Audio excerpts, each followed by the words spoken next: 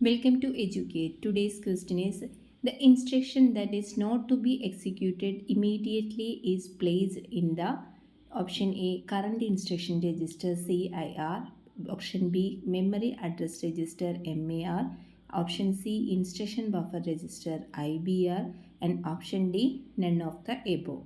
ഏതാണ് correct answer? Correct answer is option C instruction buffer register.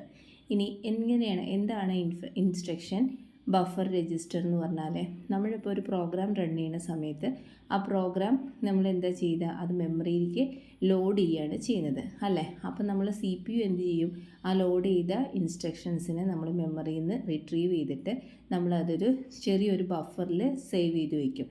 ആ ബഫറിനെയാണ് ശരിക്കും എന്ത് പറയുന്നത്, ഇൻസ്ട്രക്ഷൻ ബഫർ രജിസ്റ്റർ എന്ന് പറയുന്നത്. അതായത് ഇനിയിപ്പോൾ ഇനി അടുത്തതായിട്ട് എക്സിക്യൂട്ട് ചെയ്യാൻ പോകുന്ന ഇൻസ്ട്രക്ഷൻ, അതായത് current instruction waiting to be executed by the CPU ആണ് നമ്മൾ എവിടെ സ്റ്റോർ ചെയ്യുന്നത്, IBR ഇൻസ്ട്രക്ഷൻ ബഫർ രജിസ്റ്ററിൽ സ്റ്റോർ ചെയ്യുന്നത്. ഓക്കെ, ഇത് നമ്മൾ ആ ഇൻസ്ട്രക്ഷൻ എക്സിക്യൂട്ട് ചെയ്ത് കഴിഞ്ഞാൽ നെക്സ്റ്റ് ഇൻസ്ട്രക്ഷൻസ് മെമ്മറിയിൽ നിന്ന് എടുത്തിട്ട് എവിടേക്ക് കൊടുക്കും, IBRലേക്ക് കൊടുക്കും. അങ്ങനെയാണ് ഇൻസ്ട്രക്ഷൻ ബഫർ രജിസ്റ്റർ വർക്ക് ചെയ്യുന്നത്. ഇനി അടുത്തത് നമുക്ക് അതായിട്ട് റിലേറ്റ് ചെയ്തിട്ടുള്ള കുറച്ച് രജിസ്റ്റേഴ്സ് നോക്കാം. അപ്പോൾ കറണ്ട് ഇൻസ്ട്രക്ഷൻ രജിസ്റ്റർ CIR എന്ന് പറഞ്ഞാൽ എന്തിനു വേണ്ടിയിട്ടായിട്ട്, holds the instruction that is currently being executed by the CPU run ചെയ്യുന്ന സമയത്തുള്ള ഇൻസ്ട്രക്ഷൻസ് ആണ് CIRൽ ഉണ്ടാവുക.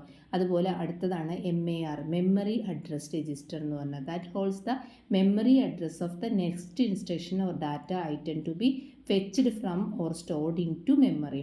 മെമ്മറിയിലേക്ക് എടുക്കുന്നു അല്ലെങ്കിൽ മെമ്മറിക്ക് സ്റ്റോർ ചെയ്യുന്ന നെക്സ്റ്റ് ഇൻസ്ട്രക്ഷൻ്റെ മെമ്മറി അഡ്രസ്സാണ് നമ്മൾ മെമ്മറി അഡ്രസ് രജിസ്റ്ററിൽ സേവ് ചെയ്യുന്നത്. പിന്നെ ഒന്ന് വരുന്നതാണ് program counter or PC that holds the memory address of the next instruction to be executed by the CPU.